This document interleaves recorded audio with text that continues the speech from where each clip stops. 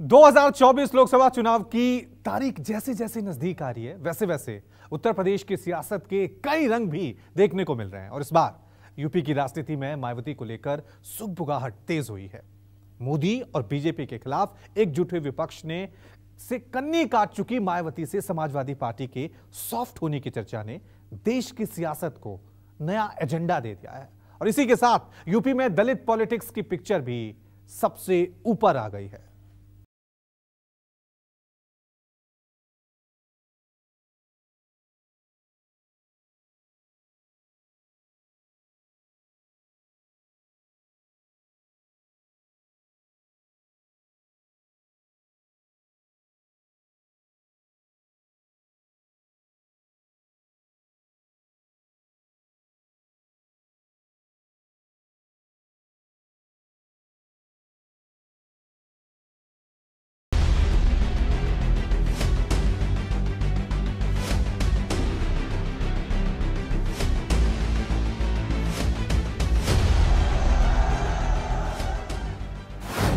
मायावती को किससे लगा डर?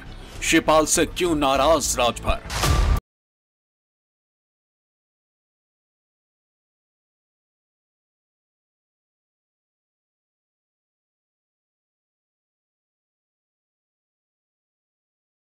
से पहले फिर बढ़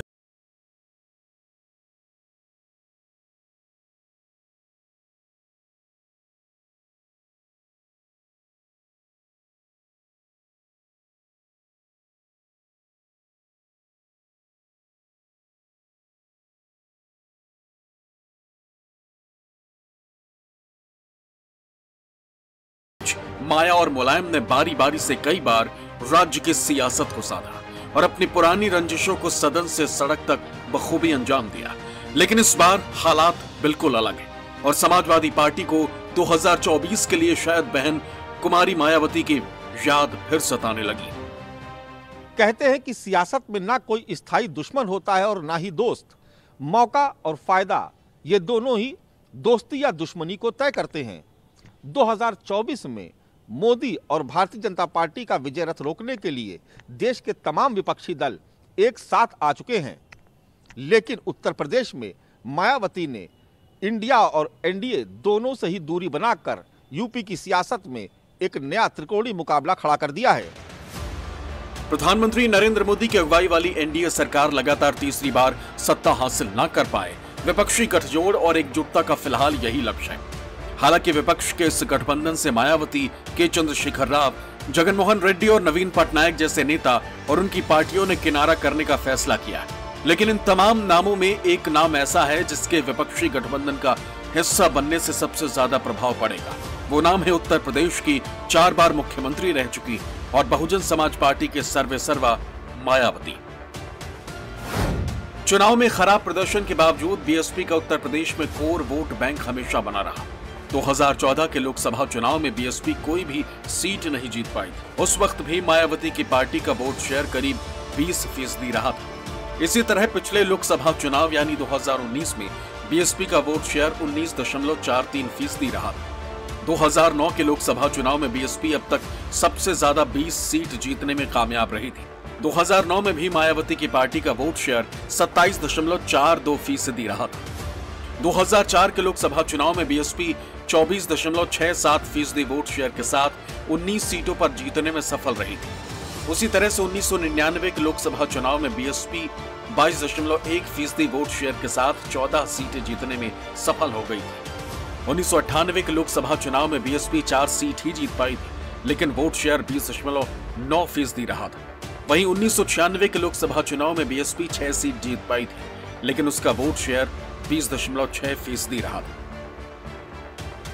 पिछले 7 लोकसभा चुनाव के आंकड़ों पर गौर करें तो यह साफ होता है कि बीएसपी चाहे कितनी भी सीटें जीते या शून्य पर रहे, लेकिन उसका वोट शेयर उत्तर प्रदेश में 20% के आसपास रहता ही है। और यही मायावती की ऐसी ताकत है जिससे अभी भी उत्तर प्रदेश में उनकी राजनीतिक हैसियत को बरकरार रखे हुए है। इसी वजह से एक बार फिर मायावती को विपक्षी गोलबंदी में शामिल करने की कोशिशें भी तेज हो गई और समाजवादियों के मुंह से मायावती को लेकर बयान भी सुनने को मिलने लगे। मैनपुरी में एसपी के राष्ट्रीय महासचिव शिवपाल यादव ने मायावती पर पूछे गए सवाल पर कहा कि पहले मायावती बीजेपी से दूरी तो बनाए, लेकिन मायावती बीजेपी से दूरी नहीं बना पा रही। अब वो तो भारतीय जनता पार्टी से पहले तो दूरियां बनाए, वो भारतीय जनता पार्टी से अब ये दूरियां बना नहीं पा रही। कहते हैं कि दुश्मन का दुश्मन दोस्त होता है, लेकिन उत्तर प्रदेश में बीजेपी को पटकनी देने के लिए समाजवादी पार्टी को अपने ही राजनीतिक दुश्मन बीएसपी की फिक्र सता रही है। दरअसल उत्तर प्रदेश में इंडिया गठबंधन को साधने के लिए समाजवादी पार्टी और अखिलेश यादव ही सबसे ज्यादा मजबूत चेहरा है। यह बात सही है कि बीते कुछ दिनों से राहुल गांधी का ग्राफ बढ़ा है, लेकिन उत्तर प्रदेश के लिहाज से कांग्रेस अभी भी शून्य पर है।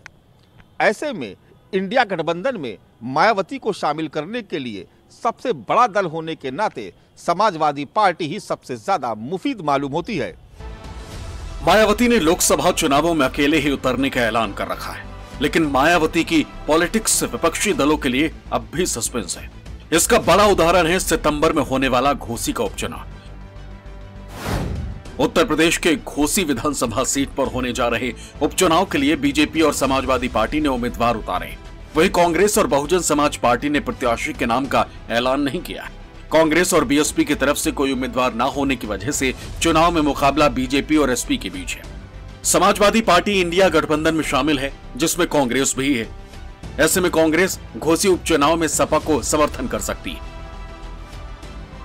वहीं मायावती की बीएसपी न इंडिया गठबंधन और न ही एनडीए का हिस्सा है। ऐसे में मायावती की तरफ से घोसी उपचुनाव में उम्मीदवार नहीं उतारने के फैसले पर सपा के राष्ट्रीय महासचिव शिवपाल यादव ने हमला बोला। सपा से नहीं है, सपा से थोड़े होगा डर। जी जी। ये देखिए भारतीय जनता पार्टी के लोगों को डर बैठा ले। जांच तो सीबीआई जांच है, ईडी है। ये भारतीय जनता पार्टी ऐसे ही है, लेकिन अब की बार भारतीय जनता पार्टी का खात्मा होने जा रहा है पूरे देश से।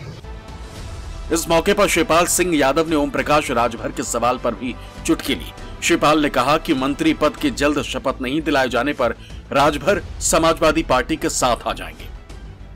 कितने बार आप कहोगे उनके बारे में? जी जी जी। खुद का जो ठिकाना न हो, अच्छा सहयोगी तो जो खुद का ठिकाना न हो तो उससे क्या क्यास लगाया जाए।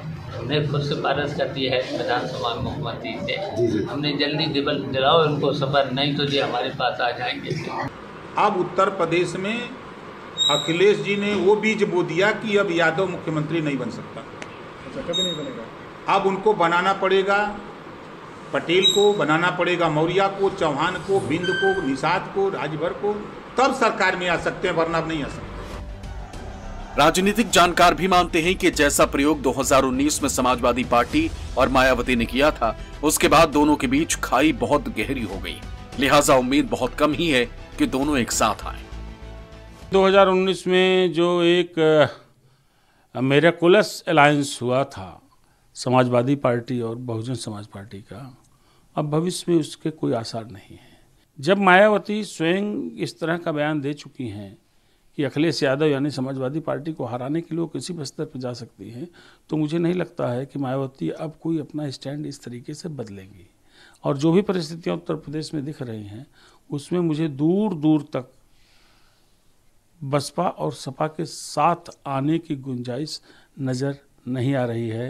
साल 2019 का लोकसभा चुनाव सपा और बहुजन समाज पार्टी ने मिलकर लड़ा था, लेकिन बाद में दोनों ही दलों के नेताओं के बीच खटास आई और दोनों दलों ने आपसी दूरियां बना ली।